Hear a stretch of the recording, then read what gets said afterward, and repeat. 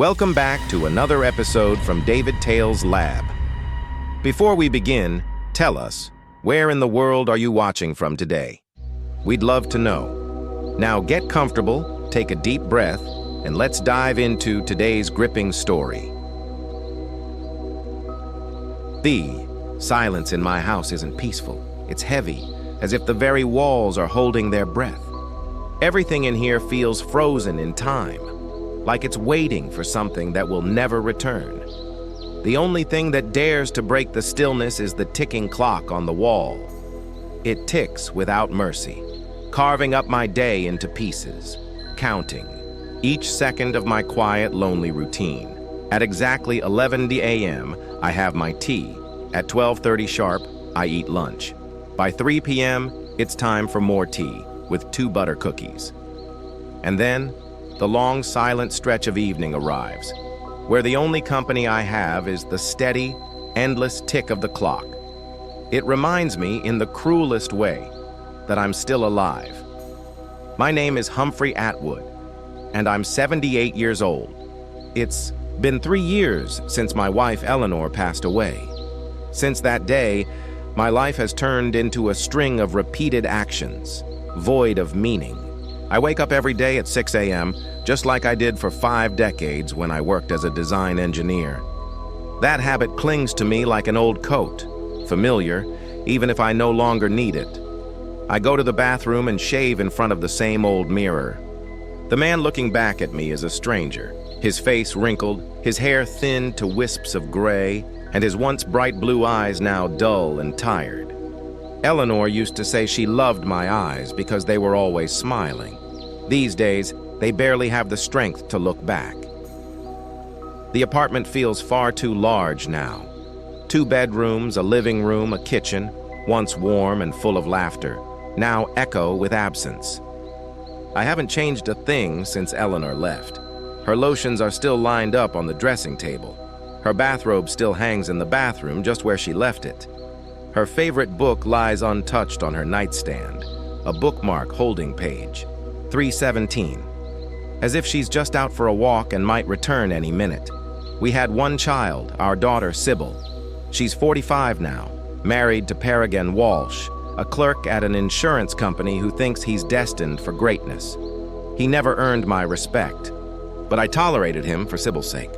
Eleanor and I had once dreamed of a big family, full of children and grandchildren filling the house with noise.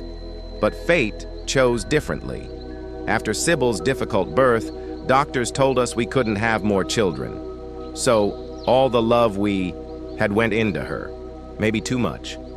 I'm only starting to see that now. It hit me one rainy afternoon. Manchester was soaked in its usual drizzle, a kind of rain that doesn't pour but clings and seeps in slowly. I was flipping through an old photo album, reliving better times, when the phone rang. "Hi, Dad," came Sybil's overly cheerful voice. I recognized that tone instantly. It was her "I want something" voice. "Hello, darling. How are you?" "I'm fine. Listen, I've been thinking, you're all alone in that big place. You must be bored, right?" "I'm managing," I said, though sometimes the silence feels so loud I can hardly breathe. "Maybe it's time to consider a nursing home. You'd be around people your age. You'd be looked after." Her words struck like ice water, down my spine. It was just a few weeks after Eleanor's death anniversary. I tried to stay calm. "Why now? Why are you bringing this up all of a sudden?" "Well, Perry and I are thinking about the future. Your apartment's in a really good area. If you sold it..." She didn't need to finish. I understood. The real value wasn't me. It was the property I lived in. The area had become popular over the years. Prices had soared. My continued presence was, apparently, inconvenient. "I'm not going anywhere, Sybil," I said, my voice firm. "This is my home, mine and your mother's." She didn't like that. Her voice turned cold. "You're starting to sound like Grandpa Oswald, stubborn and unreasonable." That stung. My father had been a difficult man, yes, but hearing my daughter compare me to him felt like a betrayal. She didn't call for weeks after that. I couldn't bring myself to reach out first. When she finally did answer, her words were clipped, cold, as if she was still punishing me. Then, almost as an afterthought, she dropped a hint. The roof's leaking at our place. We're short on money. Maybe you could help? It's your grandchildren living under it after all. Their kids, Rupert, 14, and Tabitha, 12, only see me on holidays. They're polite but distant, like I'm a stranger their parents make them visit. I paid for the roof. Then came a school trip for Rupert. Then a new laptop for Tabitha. For school, of course. I didn't refuse. Maybe it was guilt. Maybe I just wanted to feel needed. But slowly I began to see it clearly. They didn't visit out of love. They called when they needed something. I had saved carefully my whole life. Eleanor and I had lived modestly, investing wisely. By retirement, we were comfortable. After she passed, I inherited everything, and suddenly I became useful again. I finally realized the truth last Sunday. Sybil and Paragon came over, unusually cheerful. They brought a pie from the supermarket and a cheap bottle of wine. They asked about my health with forced smiles. Then Paragon cleared his throat. "Daddy," he began, using a name I despised. "We need to talk." Sybil chimed in. "Perry's turning 50 next month. We're planning a big party. 30 guests, family, co-workers, friends." I nodded, still unsure where it was going. "Everything's so expensive." Sybil sighed dramatically. She named a sum that made my eyebrows rise. I could afford it, sure, but it was a lot. "We thought," Paragon said, staring at me, "that you could give Perry the party. It's a big milestone." They didn't see me as a father, just a wallet. I said I'd think about it. They left looking hopeful. Of course I'd say yes. What else would an old, lonely man do with his money? The next day, Sybil called. "Have you decided, Dad? We need to book soon." "I agree," I said. Even I was surprised. "Really? That's great. Do you want me to handle the arrangements?" "No," I said. "Just send me the guest list and preferences. I'll take care of everything." She hung up without a thank you. I got to work the next day. Most of the guest list was Paragon's relatives, just 5 colleagues. Apparently not very popular, I booked the Clarendon, one of the best in Manchester. Paid half up front, selected the menu, the wine, the cake, everything. Last night I called to tell her it was ready. She sounded thrilled. For a moment, I almost believed she cared. Maybe I was wrong. Maybe they did appreciate me, just didn't know how to show it. I went to bed hopeful for the first time in ages. This morning I woke up early. The party was at 6 p.m., but I wanted to check everything myself. I put on my best suit, dark blue, Eleanor's birthday gift to me. I was adjusting my tie when a message from Sybil arrived. She rarely calls these days. I opened it and froze. "Dad, I'm sorry, but Perry prefers to have just his family at dinner. Thanks for organizing. You really helped us out." I reread the message, hoping I was mistaken, but I wasn't. My daughter and son-in-law had used me to organize and pay for a party I had no place at.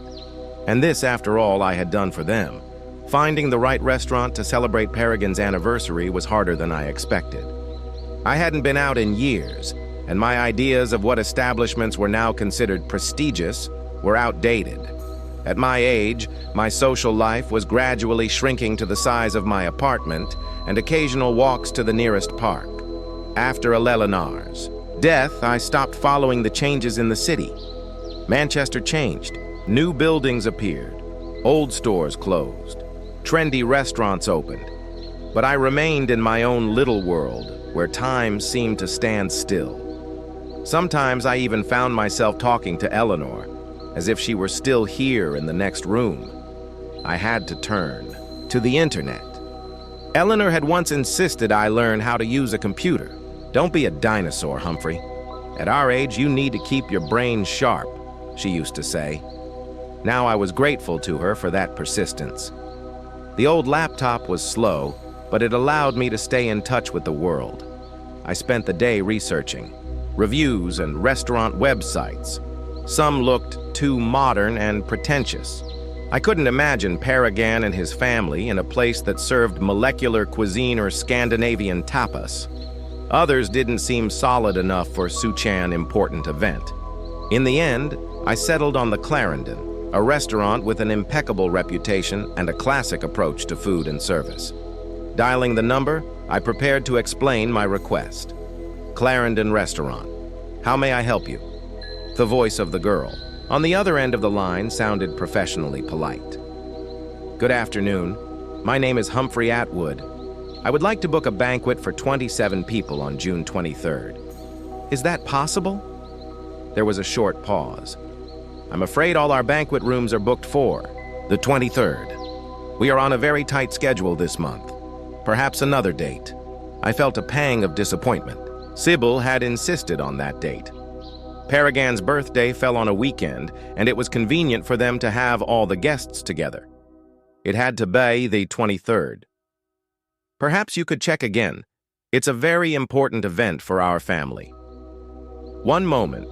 The girl, judging by the sounds, was leafing through some pages or electronic calendar.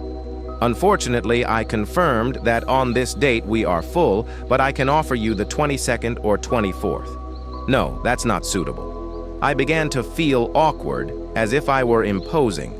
Perhaps you could recommend another restaurant of a similar caliber. Of course, sir. You could try the Midland Grand or the River House. They also offer high-end banquet service. I thanked her and hung up.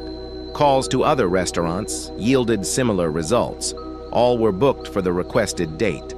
I began to panic. What? If I couldn't organize this celebration? Sybil would be disappointed, and Paragon would have another reason to think of me as a useless old man. After the 5th rejection, I decided to return to the Clarendon. Something told me it was the perfect place for the gala. I called again, but now asked to be connected to the manager, Jeffrey Parker, manager of the Clarendon restaurant, speaking. His voice was deep and confident. Mr. Parker, my name is Humphrey Atwood. I'm trying to book your banquet for June 23rd, but I'm told it's all booked up. It's for my son-in-law's 50th birthday, and I'd very much like to have it at your restaurant. I understand, Mr. Atwood. Unfortunately, we're really booked to capacity on that date. I've decided to play the odds. Mr. Parker, I'm willing to pay extra to have the gala at your place. It would mean a great deal to my family. There was a pause. I could almost hear the manager weighing the pros and cons. What time are you planning the event, Mr. Atwood, 18SH? He seemed to be considering something. We have a reservation in the main hall that ends at 16:30. Theoretically, we could have the hall ready by 18, but that would require extra effort from our staff. I'm willing to compensate for that effort, I said quickly, sensing that there was a chance. In that case, his tone became more businesslike. Let's discuss the details. How many people are you expecting? 27, including children. I see. For such a number of guests, we recommend a banquet menu of premium or deluxe category. Have you made a decision yet? We spent almost an hour discussing the menu, drinks, decorations, and other details. The price went up with each item, but I didn't mind. I wanted this day to be special for everyone. By the end of the conversation, the amount had grown to astronomical, but I agreed. We will require a 50% deposit to confirm their reservation. Mr. Parker said the balance would be due at least 3 days before the event. No problem. I can be there first thing tomorrow morning. Great, Mr. Atwood. I'll be expecting you in person. The next day, I put on my old tweed jacket, which Eleanor had always considered solid, and went to the bank. Withdrawing such a sum in cash was a little unsettling. I wasn't used to carrying large sums of money. Putting the envelope in my inside pocket and buttoning my jacket, I took the bus to the city center. The Clarendon looked even more impressive than it did in the pictures on the internet. The Victorian building had been skillfully restored, retaining the spirit of old Manchester while exuding modern elegance. Inside, I was greeted by marble floors, crystal chandeliers, and well-mannered staff. Mr. Parker appeared to be a middle-aged man with impeccable posture and an attentive gaze. He escorted me to his office where we completed the formalities. I handed him the envelope with the money. He gave me a receipt in the contract, which I read carefully before signing. "We will do our best to make your son-in-law's holiday unforgettable, Mr. Atwood," he assured me. "Don't worry about a thing." As he left the restaurant, I felt strangely relieved. It was as if I had completed an important mission. Now I had to give Sybil the good news. I called her as soon as I got home. "Sybil, everything's arranged. The banquet will be at the Clarendon, just as you wanted." "The Clarendon?" There was a tone of surprise in her voice, but it's one of the most expensive restaurants in town. "How did you get it?" "I have my own connections," I say it a little sly. Let her think that her old father was still capable of something. This is amazing, Dad. Perry's going to love it." "What about the menu?" I told her in detail about the entree, wines, dessert, and a special cake that would be customized. "Sounds fancy," she was clearly impressed. "And how much is all this?" "Don't worry about money," I interrupted her. "It's my gift." "You're the best, Dad," exclaimed Sybil with an enthusiasm I hadn't heard from her in years. "There are some more details we need to discuss. Why don't I come over tomorrow after work? Of course, I'll be waiting." The next day, Sybil showed up at my house around 17 Wow. She looked as lively and excited as when she was a child just before Christmas. We sat down in the kitchen and she took a notebook out of her bag with some notes in it. "So, Dad, I've made a list of things we need to discuss. First, seating arrangements. I sketched out a rough diagram." She showed me a piece of paper with circles for the tables and the names of the guests. Perry's parents should sit in the seats of honor. Of course, his sisters and their husbands are at the next table. Perry's co-workers are right there. I looked carefully at the chart, trying to find my name. There wasn't one. "Where would I sit?" I asked, trying to keep my voice casual. Sybil froze for a moment. "Oh, I forgot to add you. Of course, you'll be sitting at the head table with us." She finished my name quickly, but I noticed that she did it without much enthusiasm. "Okay," I nodded. "What else do we need to discuss?" We spent an hour going over the details from the music to the length of the event. Sybil was specific and demanding. She wanted everything to be perfect, and I understood. After all, it was an important day for her husband. But somewhere in the back of my mind, an unpleasant feeling was brewing. Something about her behavior seemed fake. It was as if she were playing the part of a caring daughter, but she was more interested in the party than in my participation in it. When we'd finished, Sybil gathered up her notes and stood up. "I've got to go, Dad. Perry's expecting me for dinner." She looked at her watch. "Oh, I'm late. I still have to call Laura about the dress." Laura had been her best friend since high school. They'd kept their relationship close, even though Laura now lived in the suburbs and was busy raising 3 children. "Of course I won't keep you," I said as I walked her to the door. Sybil was on her way out when her cell phone rang. "Oh, it's Laura." She gave me an apologetic look. "Sorry, Dad. I've got to take this. It's about the dress." She walked out onto the landing, closing the door behind her, but not all the way. I wasn't going to eavesdrop, but I could hear her voice. And old curiosity isn't a good trait, but it's hard to get rid of. "Laura, hello?" "Yes, I've just come from my father," said Sybil. "Can you believe he's organized the banquet at the Clarendon after all?" "Yes, the Clarendon. I don't know where he got the money from, but he paid for the whole thing." Pause. "No, I don't feel guilty. He's still sitting on that money and not doing anything with it. At least this way they'll go to something useful." Another pause. "No, of course he'll come to the party. Where will he go?" Her laugh sounded cold and calculating. Although, to be honest, Perry isn't thrilled. He says the old man's going to spoil the mood with his endless stories of the good old days. You know how boring he is. I froze. not believing my ears. Boring old man. Is that what my daughter says about me behind my back? Oh, come on, Laura, Sybil went on. You do realize I only have to deal with him for the money. If it wasn't for that, I'd have put him in a nursing home and forgotten about this headache. I felt the blood rush from my face. I felt cold inside. My daughter, my child, the one I loved with all my heart, thinks I'm a burden and is only interested in my money. Well, we'll talk later, said Sibyl. I've got to go. I'll call you tonight.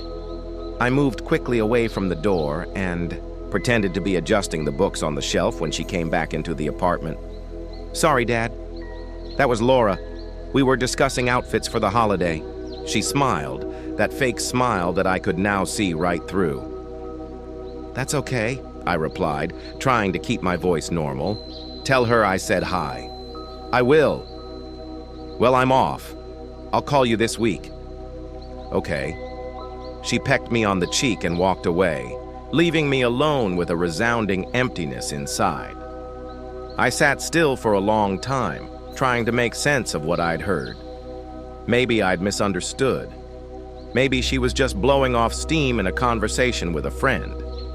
We all sometimes say things we don't really mean.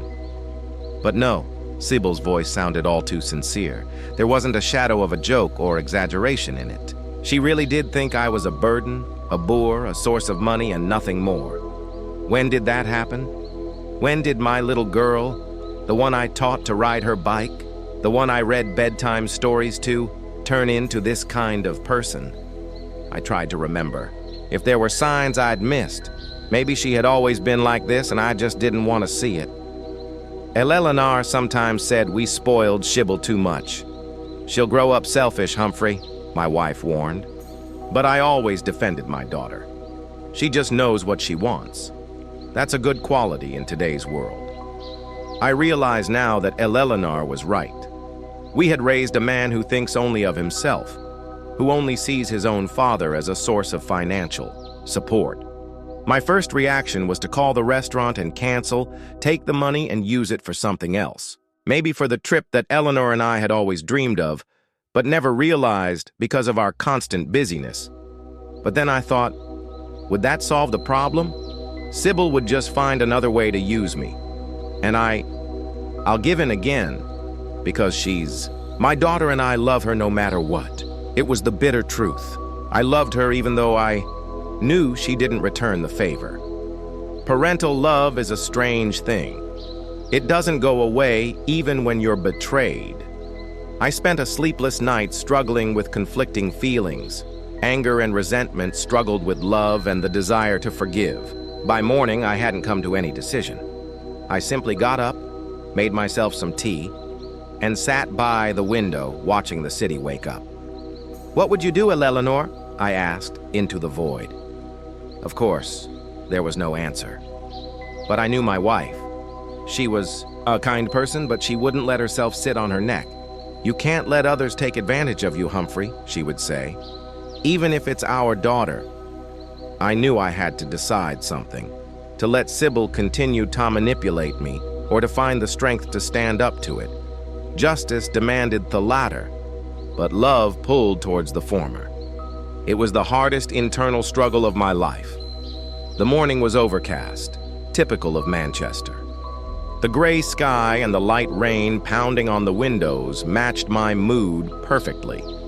It had been 3 days since my conversation with Sibyl, and I still couldn't come to a final decision. Part of me wanted to just forget the overheard conversation and pretend everything was fine. The other part demanded justice. I had to pay the rest of the banquet fee that day, which was the terms of my contract with the restaurant. I had the money ready and was about to leave the house when my phone beeped with an incoming message. It was Sybil. Dad, I'm sorry, but Perry prefers to have just his family at the dinner. Thanks for organizing. You really helped us out. Ira read the message several times, not believing my eyes. Every word was like a stab to the heart. Only his family. Who am I? Am I not family? I'm Sibyl's father, the grandfather of her children. Who do you have to be to do that to a family man? My hands began to tremble. I sank into the chair, trying to cope with the emotions that came up. Anger, resentment, disappointment, everything mixed into a toxic cocktail, eating away at my soul from the inside. My first impulse was to call Sybil and tell her what I thought of her behavior, but I knew that would get me nowhere. She'd make some excuse, maybe even apologize, but nothing would change. She had already shown her true attitude toward me. Instead, I dialed the Clarendon number. My voice was surprisingly calm, even though I was seething inside. Clarendon Restaurant. How may I help you? I heard a familiar female voice. Good afternoon. I need to speak to Mr. Parker. This is Humphrey Atwood. Just a moment, Mr. Atwood, I'll put you through. A soft melody played in their receiver. I looked out the window at the rain and thought about what I was about to do. It was a decisive step, and there would be no turning back. But did I have a choice? Let them continue to use me? No, this had to end. Mr. Atwood, it's good to hear from you. Mr. Parker sounded cheerful. Are you calling about the final payment? We were just about to send you a reminder. Yes, Mr. Parker, but the situation has changed a bit, I answered. I'd like to meet you in person. Is that possible today? Sure. I'll be at the restaurant until 18 noon. Would that be all right with you? That's fine. I'll be at your place in about an hour. I hung up the phone and took a deep breath. The decision had been made. Now I had to act. I pulled myself together and walked out of the house. The rain had stopped a little, but the air was damp and cool. I pulled up the collar of my coat and headed toward the bus stop. On the way downtown, I tried to calm down, but I couldn't stop thinking about how easily Sybil had dismissed me from the family celebration. Just his family. That phrase kept spinning around in my head like a broken record. There had been many occasions over the years when they'd shown their true attitude towards me, but I turned a blind eye. I remembered Christmas 2 years ago, the first Christmas after Eleanor's death. I had invited Sybil and her family to my house, hoping that celebrating together would help me get through my wife's absence. They agreed, but at the last minute, Sybil called to say they decided to spend Christmas at Paragon's parents' house. Sorry, Dad, but the kids are so anxious to be with the other grandchildren. You understand? We'll stop by the next day. Okay. They didn't come the next day or the week after. Sybil called on December 31st and curtly wished me a Happy New Year. I spent the holidays all alone looking at the decorated Christmas tree I had set up especially for my grandchildren, and there was the time in the hospital when I had heart surgery. Scheduled but serious nonetheless. Sybil visited me once for 5 minutes, saying she was very busy at work. I lay in the ward and watched the other patients receive relatives who brought home-cooked food. Fresh clothes, sat with them for hours, held their hand, and there was no one to hold my hand. Eleanor wouldn't have left me like that. We'd been together almost 50 years, and she'd always been there for me in times of need. And I was there for her until the very end when the cancer was eating away at her body, and she still found the strength to smile and tell me everything would be all right. The bus stopped near the downtown mall, and I got off immersed in my thoughts. It was still a 10-minute walk to Clarendon's, so I decided to walk despite the drizzle. I needed to gather my thoughts before my conversation with Mr. Parker. When I entered the restaurant, I was greeted by the same polite girl as last time. Good afternoon, Mr. Atwood. Mr. Parker, I's expecting you. Let's go into his office. The manager got up from his desk as I entered and extended his hand to me. Mr. Atwood, good to see you. Have a seat. Tea, coffee? No, thank you, I replied, sinking into the chair opposite him. I don't have much time. I see you mentioned that the situation has changed. Nothing serious, I hope. I looked him straight in the eye. Mr. Parker, I'm forced to make a change in our arrangement. I will no longer be paying for this banquet. His face changed, becoming wary. You want to cancel the event? In that case, I must remind you that under the terms of the contract, the prepayment is non-refundable, and there may be additional penalties. No, I interrupted him. I don't want to cancel the event. I want someone else to pay for it. I don't quite Understand? He frowned. It's simple. I pulled my phone out of my pocket and showed him a message from Sybil. It's from my daughter. She says I'm not invited to the party I organized. Her husband only wants his family there. Mr. Parker read the message, a look of understanding on his face. That's how he stretched out. What do you suggest? I suggest changing the payer in the contract. Let my daughter Sybil Walsh or her husband, Peregrine Walsh, pay now. The deposit he made, I want it returned to me today. The manager leaned back in his chair, contemplating the situation. This is an unusual request, Mr. Atwood. Legally speaking, the contract is with you, and legally I interrupted him again. I haven't made the final payment yet, and I can simply cancel the whole event. Then you would only get my advanced payment, not the full amount. But I suggest a more favorable option for you to keep the reservation. Just change the payer. He was silent, considering my words. I could see the gears turning in his head, calculating the pros and cons. Okay, he finally said. We can do it, but I need confirmation from Miss Walsh or Mr. Walsh that they'll make that commitment. Otherwise, we run the risk of not having a client and not being paid.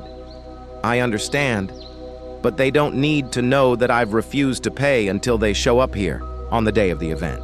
I allowed myself a small chuckle. Let it be a surprise. Mr. Parker looked at me carefully. Mr. Atwood, I understand your feelings, but our restaurant is a business. We can't take any risks. I thought about it. He was right. Of course, Sybil might, refuse to pay, and then the restaurant would be at a loss. What if I left you a deposit? I suggested the same amount as the deposit. If my daughter refuses to pay, you can use the money. If she pays, you return the deposit to me. The manager thought about it. It could work, but we'll still need to notify your daughter of the change of payer. Not now, but at least one day before the event. An hour before, I objected. Not before. And I want you to tell her that it was my decision and explain why. Mr. Parker sighed. Mr. Atwood, we try to avoid getting involved in family conflicts. It can have a negative impact on the reputation of the restaurant. I'm not asking you to get involved in the conflict. Just tell her the truth that I refused to pay because I wasn't invited to a party I organized. No emotion, just the facts. He looked at me for a long time as if trying to figure out what kind of person was sitting in front of him. Finally, he nodded. All right, we will do as you ask, but an hour before the event, we will contact Miss Walsh and inform her of the change of payer. That's our final stipulation. Fair enough. I agreed. Now about getting my retainer refunded. That's going to take some time to process. Can you wait? Sure.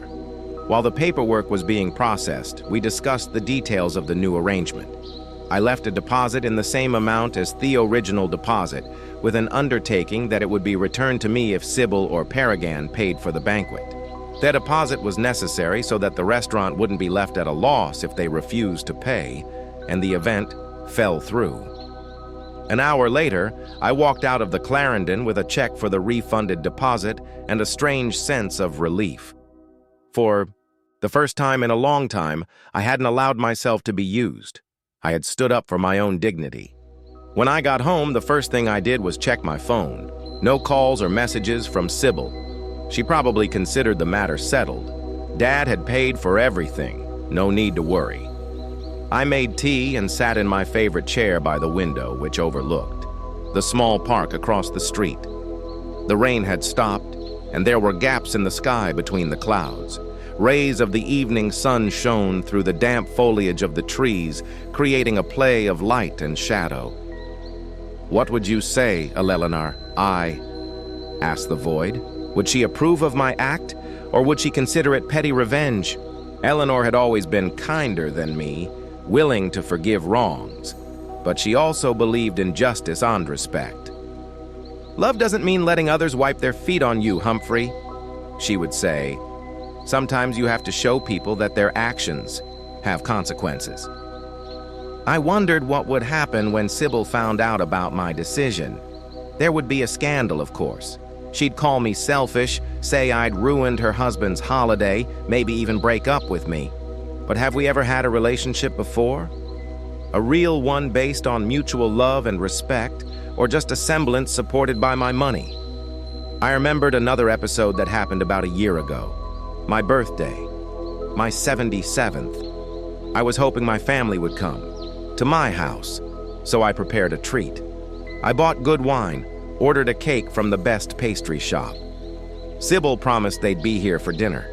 At 2 hours in the afternoon, I set the table and waited. At 3 GR, I called her, but she didn't pick up. At 4 GAS, I sent a message. Their reply didn't come until 6 p.m. Sorry, Dad. We had a change of plans. Tabitha's not feeling well. We'll come by the other day. They didn't come the next day or the week after. I threw the cake away. I drank the wine myself, looking at old photos and remembering the times when I had a real family.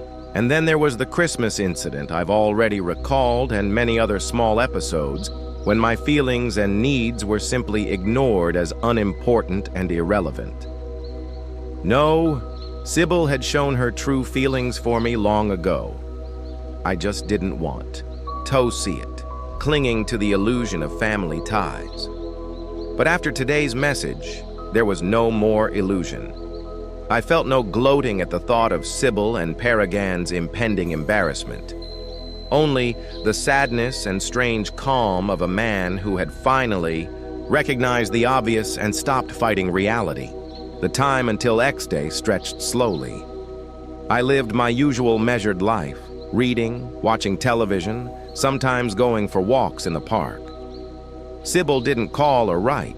Apparently, I was no longer of interest to her until after my husband's anniversary. On the eve of the celebration, I felt a strange uneasiness, not doubts about the correctness of my decision. No, rather anticipation mixed with anxiety. Like before an important exam or job interview, I knew something would change tomorrow, perhaps forever.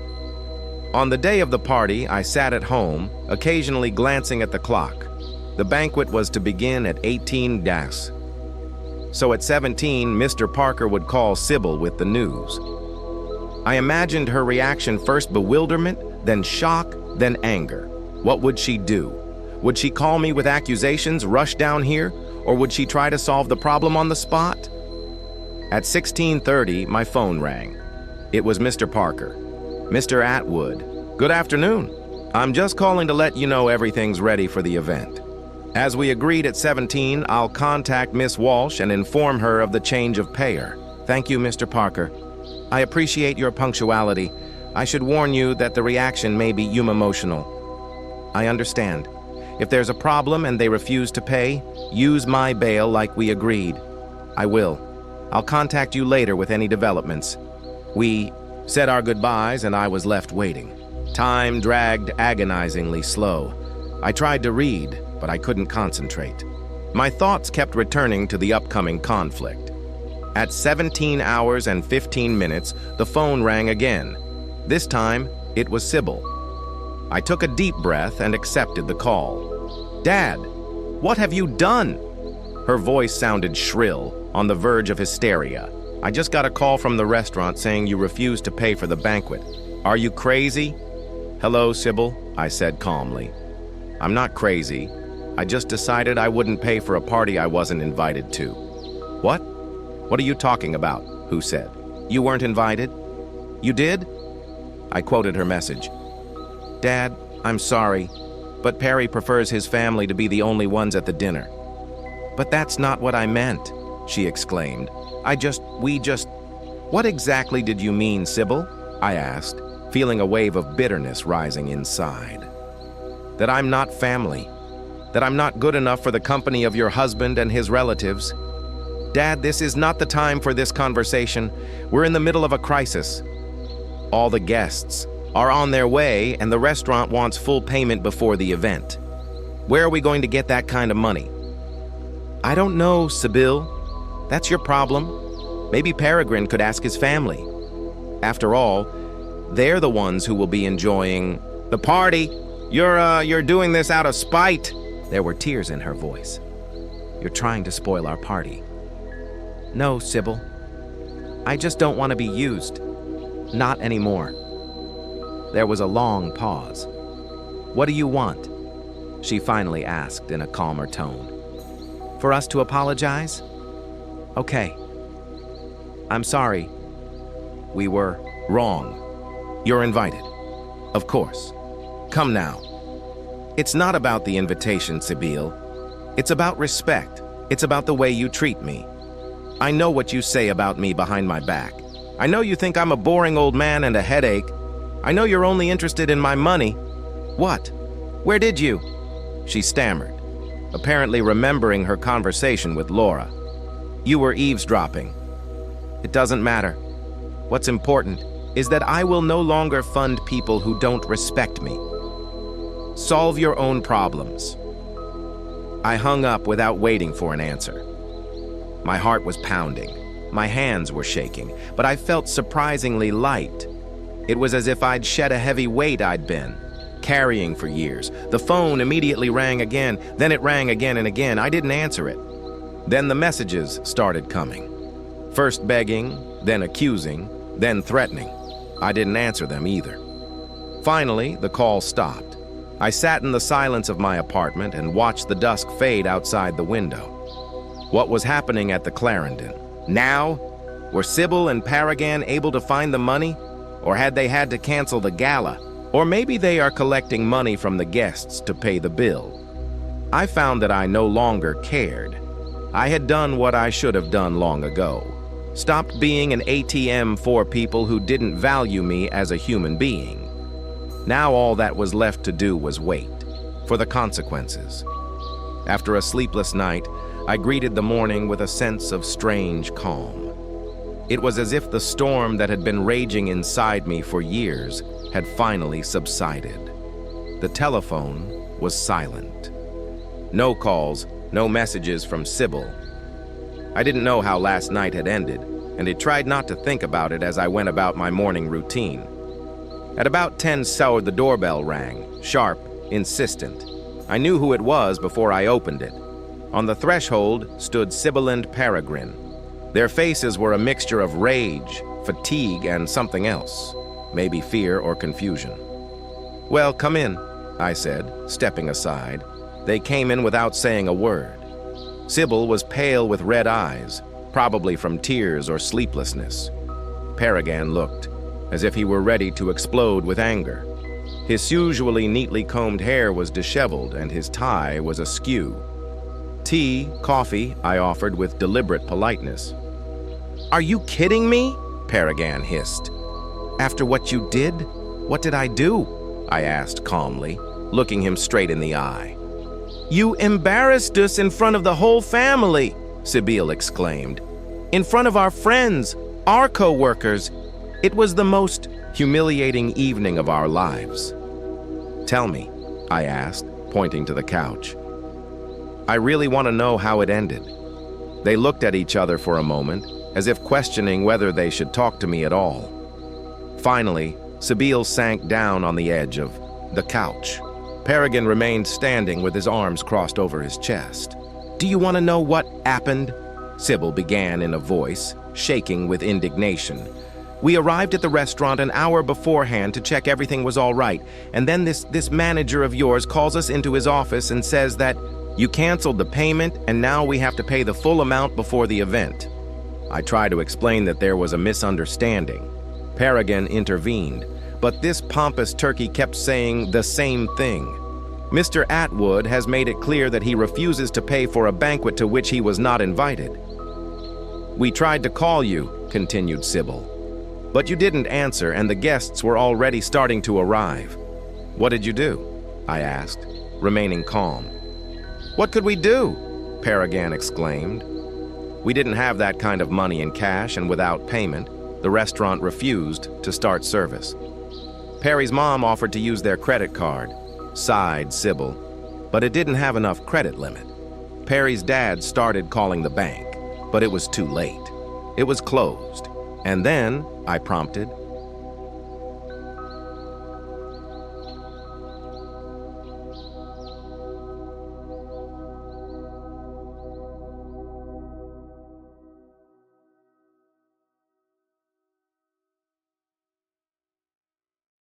seeing that she had stopped talking, And then we had to, she stammered, apparently struggling to get the words out of her mouth.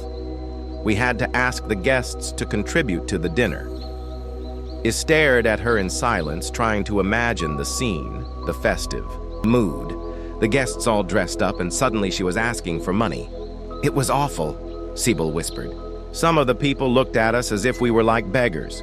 Perry's sister, Felicity, asked if we were scam artists if we couldn't pay for the banquet we'd ordered. Everyone thought it was some kind of joke, Paragon added grimly.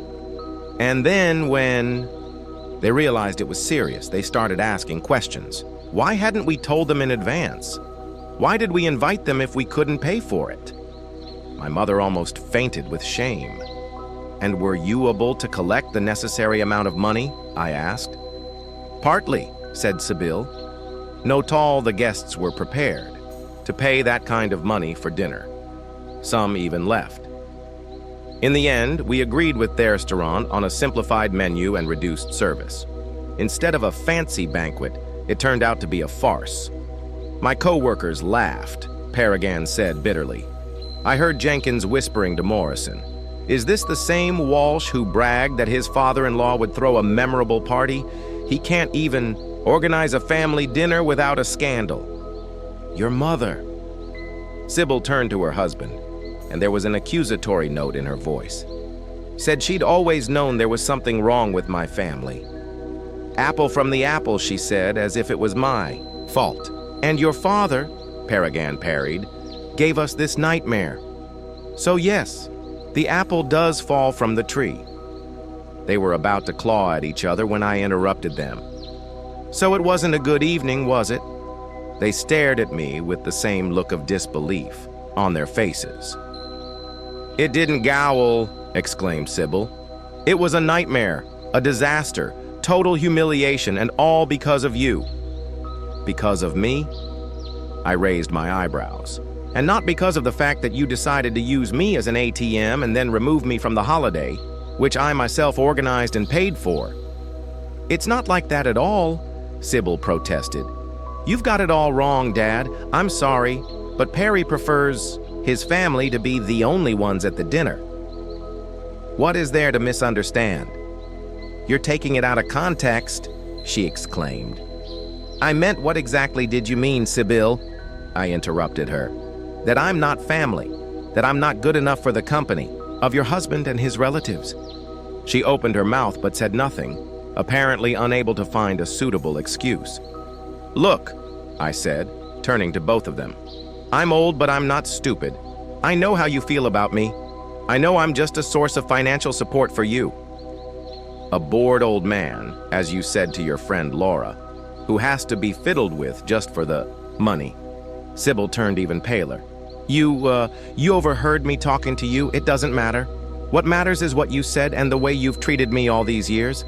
We've always been good to you, she objected. We've invited you to holidays. Called you. Really? I grinned bitterly. What about Christmas 2 years ago when you promised to come and then canceled at the last minute? How about my birthday last year when you didn't show up either? How about the fact that your children hardly know their grandfather? When was the last time you asked how I was feeling? Not out of politeness, but because you were genuinely curious. Sybil wassailed, lowering her eyes. Paragon was shifting from foot to foot, clearly uncomfortable. I've always been your ATM, I continued. Roof leaks. Call Dad. Kids need gadgets. Call Daddy. If you want a fancy party, let Daddy pay for it. But when it comes to ordinary human respect and attention, you always find excuses. It's not fair, Sybil muttered. We have our own lives, our own problems. We all have our own lives, Sybil. But a family is when people make time for each other in spite of their problems. When they support each other, not just financially but emotionally. When they show respect. And that's why you've decided to embarrass us in front of everyone. Paragon intervened. To take revenge in this way. I wasn't taking revenge, I replied calmly. I just stopped playing by your rules. You wanted to use me, but to exclude me from the festivities. I didn't let that happen. If you want to have celebrations only for your family, please, but pay for them yourself." "You knew we couldn't find that kind of money at the last minute," exclaimed Sybil. "You put us in a desperate situation on purpose. Just as you put me in a desperate situation with your message on the eve of the holiday, I parried. How do you think I felt when I realized I wasn't family to you?" There was a heavy silence in the room. Sybil sat with her head down, and Paragon looked away, clearly avoiding my gaze. "Well," he said at last, "what's done is done. Nothing can be changed. We've come to tell you that." He hesitated, apparently searching for words. "That we can't go on like this." Sybil finished for him, looking up at me. "After what happened, my mother-in-law refuses to hear from you. She said she wouldn't cross the threshold of our house if you were there." "And Perry's sister," Felicity claimed. "We used them," Paragon added grimly. "That we knew we couldn't pay for the banquet and tricked them into paying for it. Now no one wants to talk to us. My parents, my sisters, even my friends have turned their backs. We've become outcasts in our own family, and all because of you," Sybil exclaimed, her voice full of accusation. "You've ruined our lives." I looked at them and felt no gloating or satisfaction at their suffering, only sadness at the realization that my daughter had grown up to be such a person. "No, Sybil," I said softly. "I didn't ruin your life. I simply stopped being complicit in the deception. You created this situation yourself by your attitude, not only toward me, but toward the people you invited to the party." "What do you mean?" She frowned. "You invited them knowing you couldn't pay for the banquet yourself. You counted on my money without even bothering to ask if I agreed to be excluded from the feast. You disrespected everyone, me, the guests, even each other. And now you wonder about the consequences. How dare you?" Paragon is furious. "To teach us morality after what you've done."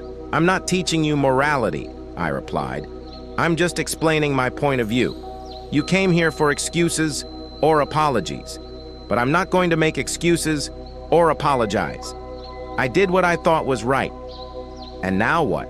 Sybil asked, and there was something akin to despair in her voice. "What do we do? We're disgraced in front of everyone. Perry's parents won't talk to us. His sisters are spreading rumors. We can't even go to the supermarket without meeting someone who was at that ill-fated dinner and now looks at us with contempt." "It'll pass," I said. "People will forget. There will be new gossip, new scandals. In a month, no one will even remember." "The incident, do you think so?" Peregrine grinned bitterly. "My mother will not forget this humiliation for the rest of her life. She has always been against our marriage, and now she has had all her prejudices confirmed." "What do you suggest we do?" Sybil asked. "Move to another town, change jobs, change friends." "I suggest you learn Allison from what happened," I replied. "Stop living at other people's expense financially and emotionally. Start building honest relationships with people based on mutual respect, not exploitation." "Easy for you to say," exclaimed Sybil. "You're sitting here in your apartment alone with no obligations, no responsibilities, and we've got to get on with our lives."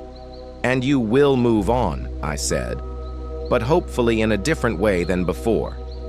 Sybil jumped up from the sofa, her face contorted with anger. "I hate you!" she shouted. "You've always been cold, aloof, always putting your principles before people. Mom was the only one who made you human, and without her you turned into a monster." Ish shuddered at those words like a blow. She'd never spoken to me like that before. "You don't care about anyone but yourself," she continued, no longer holding back her tears. "You didn't even think that we could lose friends, respect jobs. You were only thinking about your resentment, your ego, Sybil." Paragon tried to intervene, but she waved him away. "No, let him know. Let him know what he's done." She turned to me. "You know what my boss, who was also at that dinner, said that she couldn't trust a man who'd surprise his family like that, that it was a sign of unreliability. And after all, next month the promotion was to be decided." I remained silent, not knowing what to say. I didn't realize that the consequences would be so serious. "We didn't come here to quarrel," Paragon said at last, putting his hand on Sybil's shoulder. "We wanted, I don't know what we wanted. To understand, I suppose, why you did what you did." "I've explained why," I replied quietly. "And I'm sorry if it caused you more pain than I intended. But I don't regret the decision itself." "Of course you don't," Sybil said bitterly. "You never regret anything. You always think you're right. Well, enjoy being right all by yourself. We won't bother you anymore." She headed for the door. Paragon followed her but turned around on the threshold. "You know, Humphrey," he said with sudden seriousness, "I never thought much of you. I thought you boring and petty, but I must confess that I never expected you to be so determination. I'm impressed, though I hate you for what you've done." With those words, he walked out, closing the door behind him. I was left alone, trying to make sense of everything that had happened. Sybil was right about one thing. I really hadn't thought about all the possible consequences of what I had done. I hadn't considered how it might affect their work, their relationships with their friends. I wanted to teach them a lesson, not ruin their lives. They were exaggerating, though. It's unlikely that one bad dinner could have had such catastrophic consequences. More likely, they were just dramatizing the situation to increase the guilt. In May. Still, I felt strange, not guilty. No, I still thought my act was justified, but sad. Sad at the realization that my relationship with my daughter, which was already strained, was now possibly severed forever. Ella Lanner would be saddened. She had always strived for peace in the family, always finding ways to smooth over conflicts. "Family is the most important thing, Humphrey," she used to say. But could what Sybil and I had had in recent years be called family? Was that how Ariel, family, treated each other? I went to the window and looked out at the street for a long time where people were going about their business. Young couples, families with children, elderly people.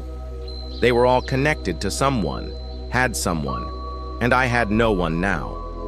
But in a strange way, I felt freer than I had ever felt in years, as if freed from the heavy chains of dependency and obligation to people who didn't appreciate me. For the first time in a long time, I could breathe fully. It was a week after Sybil and Paragon's visit. The phone was silent and my apartment was silent, broken only by the ticking of the clock and the occasional sound from the street. I was living my normal, measured life. But something had changed. There was no longer that heaviness inside me, that sense of the wrongness of the world that had haunted me since Eleanor's death. I thought a lot about what had happened, and I came to the conclusion that I did not regret my action.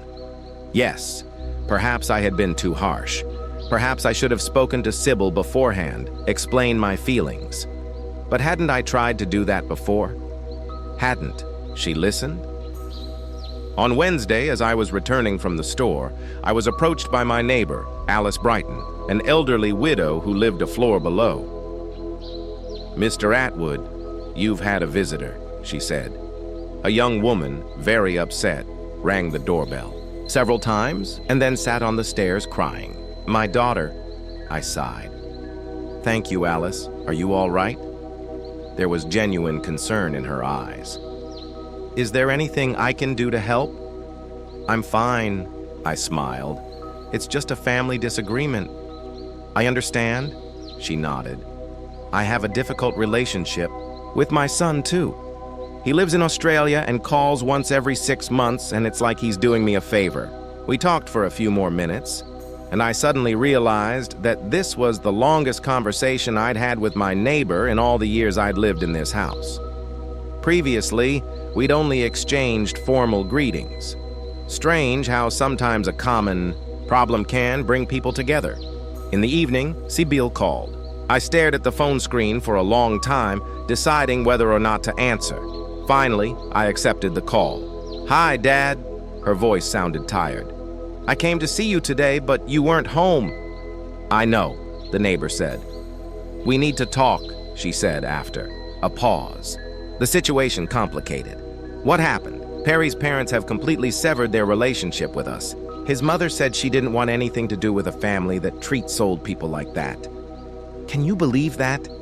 She's accusing us of mistreating you." I couldn't resist a bitter chuckle. The irony of the situation was too obvious. Wasn't it? "Dad, don't start," she said, a touch of irritation in her voice. "I'm not calling to hear the accusations again. I want to find a way out of this situation. And what do you see?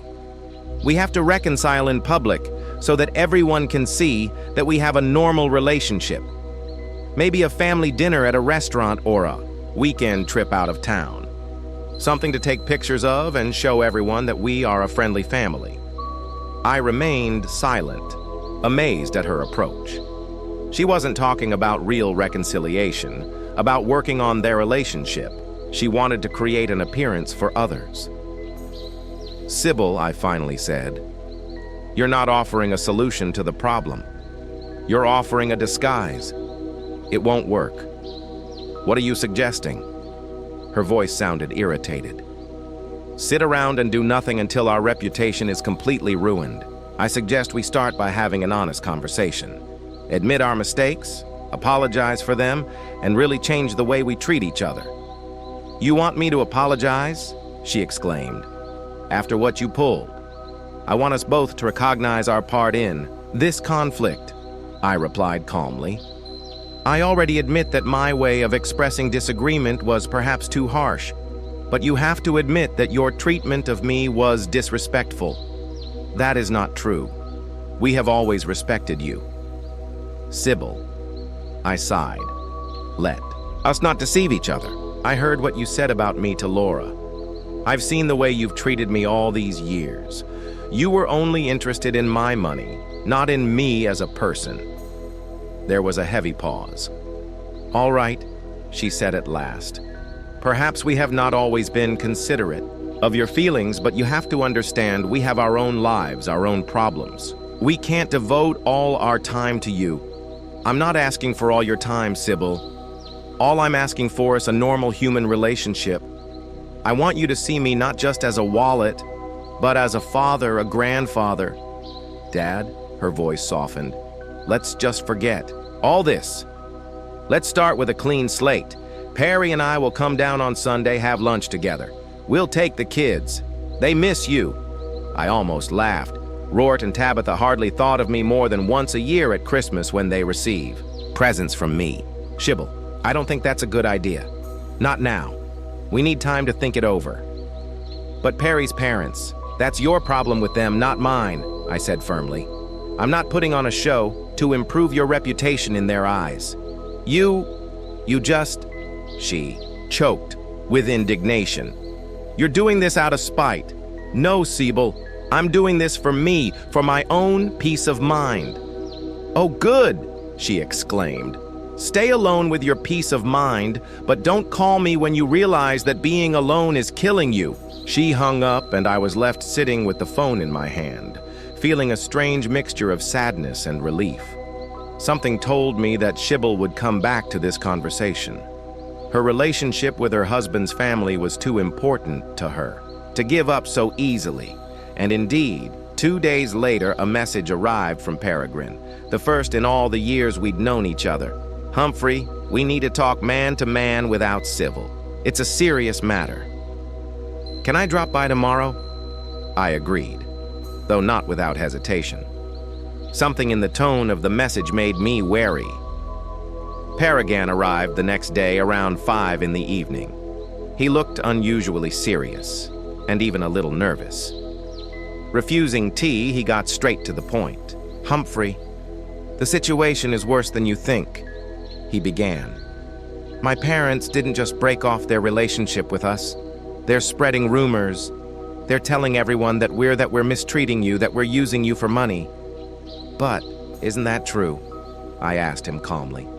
He flinched as if struck by a blow. "Look, I know we weren't the perfect family, but we never wanted to hurt you. We just lived our lives and used me when it suited you." I finished for him. Peregrine lowered, His eyes. Maybe you're right, but that's not what this is about. These rumors are ruining our reputation. My colleagues look at me differently. One client even refused to work with me, said he couldn't trust a man who didn't respect his parents. So what do you suggest? The same thing Sybil suggested. A public reconciliation. Let's show everyone we're on good terms. Maybe even invite my parents over for a family dinner so they can see that we care about you. I shook my head. Paragan, that wouldn't solve the problem. It would just create an illusion. Can't you see that it's not about what other people think? It's about what our relationship really is. But we can change it, he exclaimed. We'll call more often, visit more often. The kids will spend more time with you until the scandal subsides, I said with a bitter chuckle. And then everything would go back to normal. No, he shook his head. It'll be different this time, I promise. I looked at him closely. He had the desperation of a cornered man in his eyes. He wasn't thinking about our relationship. He was thinking about saving his reputation, his career, his social standing. Paragan, I said softly, I can't do this. I can't pretend. Not for you, not for Sybil, not even for the grandchildren. I'm too old for games. But what are we going to do? There was an almost childlike desperation in his voice. Start again, a real one, not for others, but for ourselves. Change not on the outside, but on the inside. You don't understand, he was almost shouting. My parents are threatening to disinherit me. My career is in jeopardy. Everything I've built over the years is falling apart because of one bad dinner. No, Peregrine. I shook my head. Not because of dinner. It was years of neglect and disrespect. Dinner was just the last straw, and not for me alone. As you see, he stood up, his face contorted with anger. You stubborn old man. You take pleasure in seeing us suffer.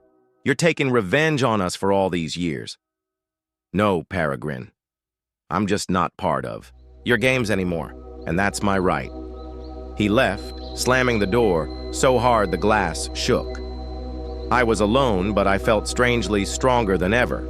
I stood my ground, didn't give in to manipulation. It was a new, unfamiliar feeling. Over the next few days, I waited for more pressure from Sybil and Peregrine, but there was none. Apparently, they realized that I would not change my mind. Instead, I received an unexpected call from Alice Brighton, my neighbor. Mr. Atwood, I'm going tour book club meeting tonight. Would you care to join me? We're discussing Dickens, and I think you mentioned that you love his work. I was surprised. We did talk about literature once, but I didn't expect her to remember my preferences. Thank you for inviting me, Alice, but I'm not sure. It's been a long time since I've been out socializing. That's all right, she said softly. We're all old people. No one will judge you. It's just an opportunity to spend an evening in pleasant company and talk about good books. I hesitated. On the one hand, the thought of unfamiliar company was unsettling. On the other hand, the loneliness was beginning to weigh on me. All right, I finally decided.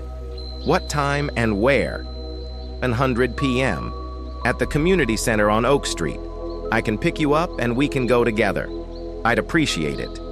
The evening at the book club was unexpectedly pleasant. 10 or 12 older people, genuinely passionate about literature, were discussing Dickens' Great Expectations. No pretense, no ulterior motives, just an honest exchange of opinions about a book that everyone loved. I made a few points about symbolism in the novel. And to my surprise, I was listened to attentively and even agreed with some of the observations. No one looked at their watches. No one interrupted. No one rolled their eyes as Sybil did when I started talking about something that interested me. After the discussion, there was a tea party where everyone chatted casually. I was introduced as a new member, and several people came up to meet me in person. It was particularly enjoyable talking to Malcolm Pierce, a former university lecturer, who shared my love of classic literature. Next time we're discussing Thomas Hardy, he said as the evening drew to a close. I hope you'll join us, Humphrey. I will, I replied, and it was not an empty courtesy. On the way home, Alice told me about other activities at the community center. Chess club, yoga classes for seniors, tours of historic sites. Life doesn't end. With retirement, Humphrey, she said, sometimes it's just the beginning. Those words struck a chord with me. Really? Why did I think my life ended with Eleanor's death? Why had I allowed myself to sink into loneliness and dependence on an ungrateful daughter? The next week, I went to a chess tournament, then a lecture on modern art, then a field trip to the local history museum. With each event, my circle of acquaintances expanded.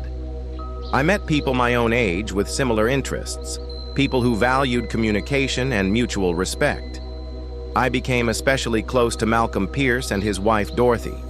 They were a little younger than me, but also retired. Malcolm taught English literature. Dorothy was a school teacher. They invited me over for Sunday lunch, and for the first time in a long time, I spent the day in pleasant company without tension or ulterior motives.